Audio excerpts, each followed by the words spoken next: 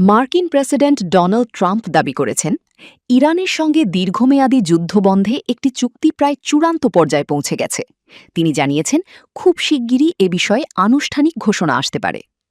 ট্রাম্পের ভাষ্য অনুযায়ী এই সম্ভাব্য চুক্তির অন্যতম গুরুত্বপূর্ণ অংশ হল হরমুজ প্রণালী পুনরায় সম্পূর্ণভাবে চালু করা।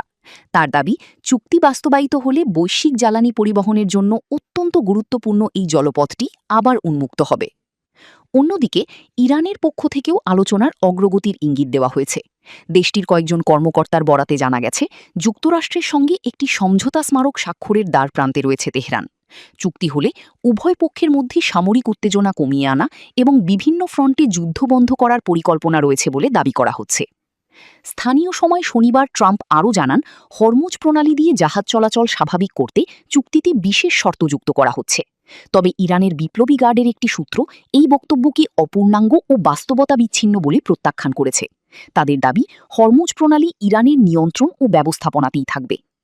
তবে নিউ ইয়র্ক টাইমসের প্রতিবেদনে ইরানের কয়েকজন কর্মকর্তার উদ্ধৃতি দিয়ে বলা হয়েছে, চুক্তি হলে যুক্তরাষ্ট্র তাদের নৌ অবরোধ শিথিল করবে এবং ইরানও টোল ছাড়াই জাহাজ চলাচলের অনুমতি দেবে।